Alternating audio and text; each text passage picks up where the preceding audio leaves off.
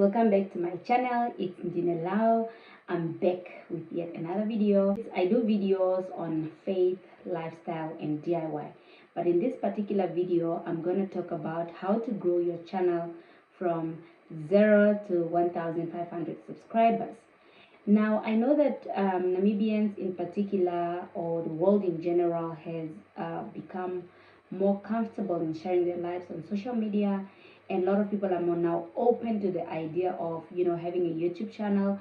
I know a few people are contemplating starting a YouTube channel, and that is why I'm here today, to basically just give you a guide of how I was able to grow my channel to 1,500 subscribers, where we are standing off currently and more.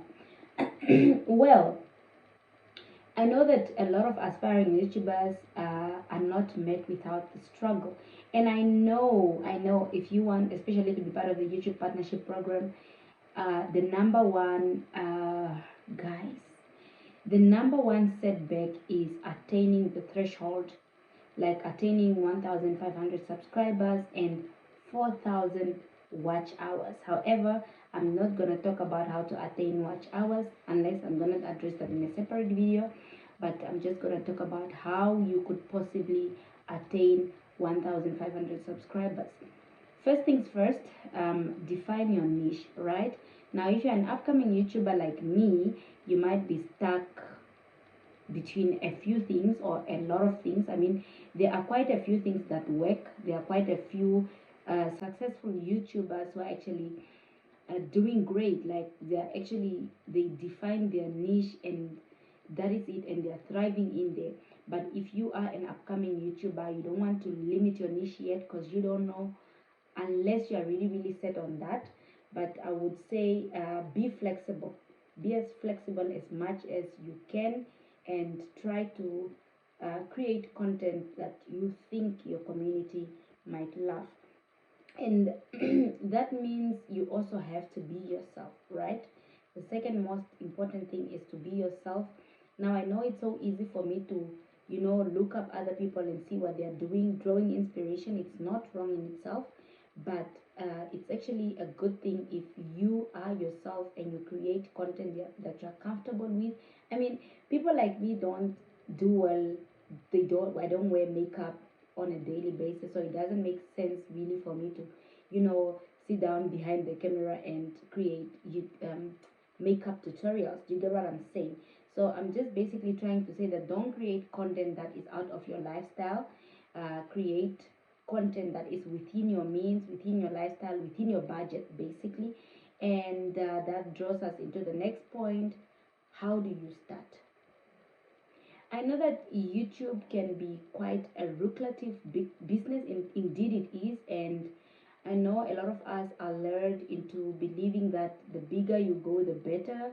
But really use and start with what you have. If it's a phone, use whatever phone that you have, as long as you're trying to create videos that are audible enough, videos that are clear enough for your audience to see, right? You don't need to buy a camera. I mean, cameras are very expensive, but if you can afford that, if you want to invest in that, maybe you should. And yeah, you don't really need a lot of expensive gadgets. I mean, if there's one thing that I recommend you invest in, is a mic. I used to have a mic, but it was not compatible with my phone, and that is why my audio is very poor quality, and I always apologize for that until I get a good mic. But if there's one thing that I recommend you get, is a good mic or a good phone with an audible audio that will enable your viewers to get what you are trying to say, right? That takes us into the next point, which is don't put pressure on yourself. Like, just be yourself. If you are worn out, if you are burnt out, my baby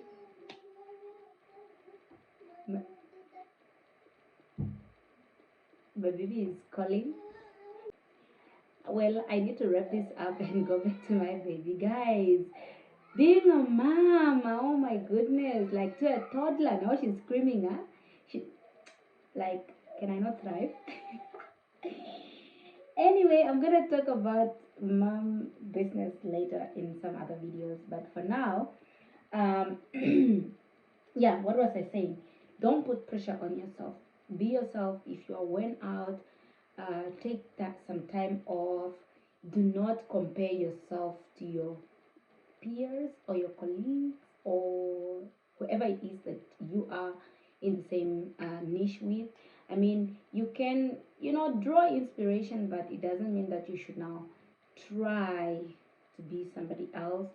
Be yourself, do you, and just keep creating content that you think people will love. And I promise you, the right people will keep coming back to your channel. Your community of believers will eventually, I mean, the moment you establish a base, I'm still within that range, but the moment you establish a community of people that can actually support you, people that can actually watch your videos, people that look forward to your videos, believe me, you will get this thing right, and you will grow. You will grow organically. Now, one thing that I discourage you from doing is doing sub for sub. Now, this is one thing that I've seen, especially when I first started on YouTube. Like, people were more on, hi, new subby here. Um, I just subscribed. Please go and subscribe. Like, you can do that to support the other people, but it's not sustainable in the long run. Myself, I genuinely just subscribe to people that I enjoy watching, people whose content I draw inspiration from, because it doesn't, yes, I can subscribe, but I mean, let us not forget about the YouTube cleanse, right? They always do that. They always, after 365 days, they do a YouTube cleanse whereby they deregister, basically. They unsubscribe people who are subscribed to your channel that don't want your content, and you do not want that, right? Now, another thing is, or the one thing that have actually really, really worked for me is the YouTube studio. I mean, I've closely monitored my YouTube analytics, and I've been watching my impressions on videos. I've been watching basically what is going on. Like, the YouTube studio tells you when your viewers are most active, and you trying to post on those dates will actually be beneficial to you. There's also like, how well are your videos doing. They recommend you change your thumbnail. They recommend, especially when your click-through rate is very, very low, they recommend you change it.